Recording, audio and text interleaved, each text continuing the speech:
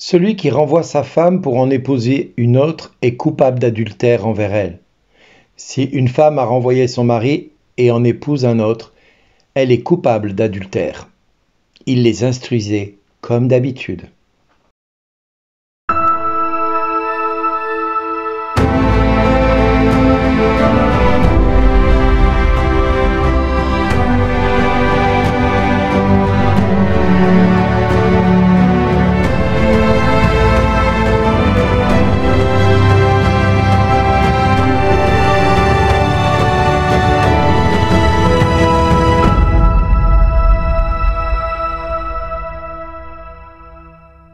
Aujourd'hui, le message vous est adressé par Bernard Dille.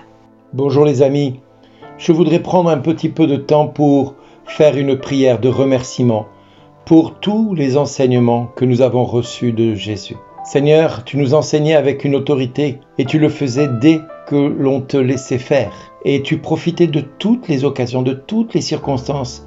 Bien sûr, je comprends Jésus, que le but de ta mission est de transmettre la parole de ton Père. Et tu l'as fait si bien pendant tant d'années. Oui, Père, je te remercie d'avoir donné ton Fils pour qu'il nous transmette ta parole. Aujourd'hui, nous sommes pour beaucoup connectés sur Internet. Et quand Dieu nous parle, nous ne l'entendons pas. Quand Dieu essaie de nous dire quelque chose, nous n'arrivons pas à l'écouter. Alors nous disons à Internet, parle-moi, parce que je veux prendre un petit moment pour prier, comme un disciple fidèle. D'abord, je voudrais te demander la capacité d'apprendre ce que tu enseignes et ensuite d'être capable d'enseigner aux autres. Mais je reconnais qu'il est facile de tomber dans l'erreur et de te faire dire des choses que tu n'as jamais dites et avec une audace malveillante. J'essaie de te faire dire ce que j'aimerais que tu dises et ce que je ne veux pas entendre, je ne veux pas le répéter.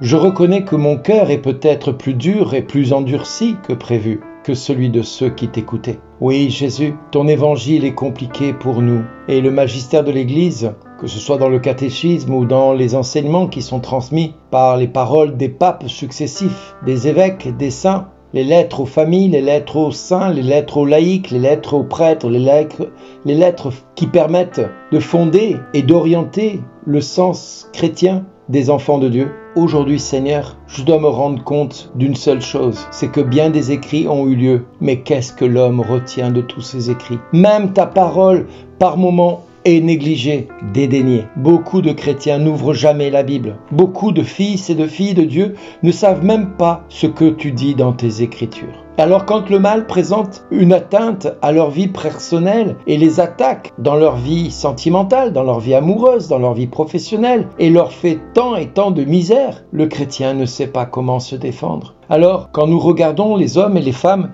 qui aujourd'hui dans la société écoutent Internet, les médias, la télévision, de manière inconsidérée, mais ne sont jamais capables d'ouvrir une Bible pendant plus d'une demi-heure pour essayer de se laisser enseigner par toi, cher Saint-Esprit. Il est bien triste de constater cela. Il est bien triste de constater que les enfants de Dieu ont plus d'énergie à critiquer leurs voisins qu'à ouvrir la parole de Dieu. Il est difficile de constater que les hommes de Dieu, même parfois, ont plus d'attrait à organiser des réunions plutôt que de prendre du temps devant le Saint-Sacrement et d'adorer le Seigneur. Il est triste aussi de constater que bien des serviteurs de Dieu servent de manière automatique, de manière systématique, mais pas de manière intérieure. Et leur prière s'est faite de manière plus ritualiste que d'une relation entretenue, développée, maintenue avec le Créateur. Il est difficile de constater que notre monde va mal parce que le chrétien que nous sommes ne témoigne pas, parce qu'il ne connaît pas la parole de Dieu. Malheur à moi si je ne témoigne pas, disait Paul,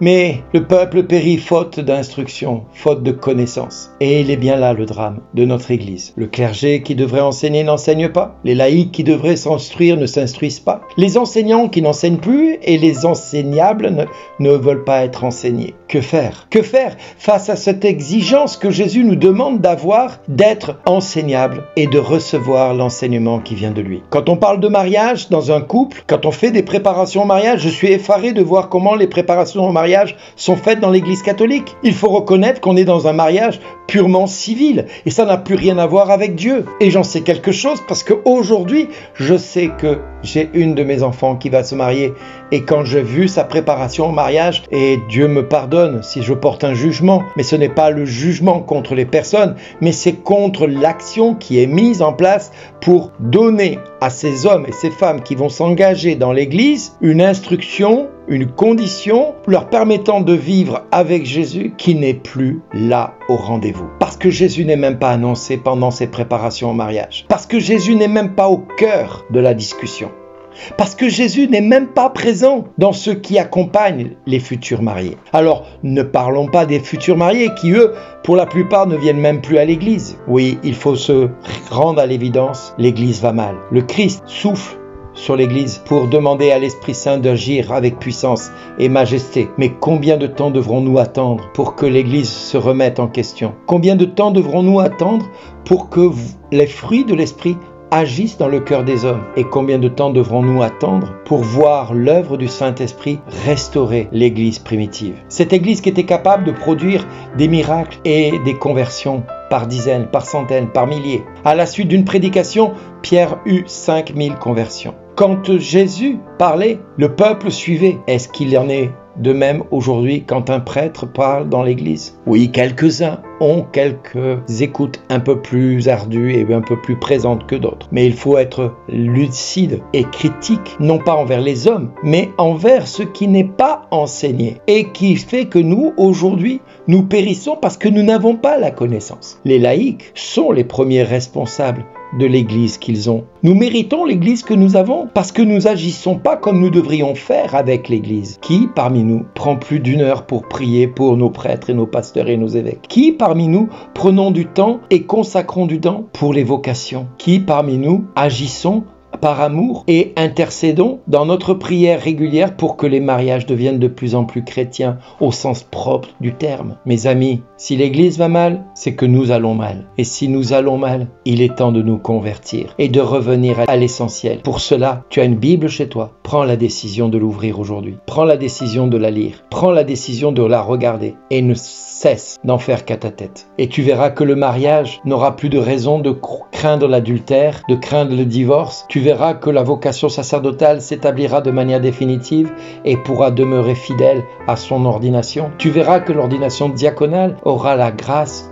de l'ordination et pourra servir là où Dieu les appelle. Mais si tu ne pries pas, si tu n'ouvres pas ta parole, Dieu t'en demandera des comptes parce que tu n'étais pas senti concerné par la transformation et la sanctification de l'église à laquelle tu appartiens. Comment pourrais-tu dire j'appartiens à un tel sans prendre soin de cette personne? Est-ce qu'il t'arriverait de penser que tu pourrais prendre soin de ta mère sans aller la voir ou de ton père sans aller le voir? On ne peut pas dire qu'on prend soin de ceux qu'on aime sans aller les voir, sans les fréquenter. Et nous ne pouvons pas prétendre avoir une église sainte si, quand nous y allons, nous ne prions pas pour sa sainteté. Christ nous appelle à la conversion, tous, et pas simplement le clergé, tous et toutes, parce que le clergé ne pourra donner que s'il se sent poussé à donner de l'exigence, parce que le peuple aura soif d'une exigence de sa part. La radicalité du peuple engendrera la radicalité du cœur des hommes consacrés à Dieu. Un oui ne peut être un oui que si on ne met pas un mais juste après. Tu peux donner toutes les raisons que tu veux, tu peux chercher toutes les excuses que tu veux, mais que ton oui soit un oui, que ton non soit un non. Tout ce qui vient en plus vient du mauvais. À toi de voir ce que tu veux pour ton église demain, ce que tu veux pour toi, pour ta famille, pour tes enfants,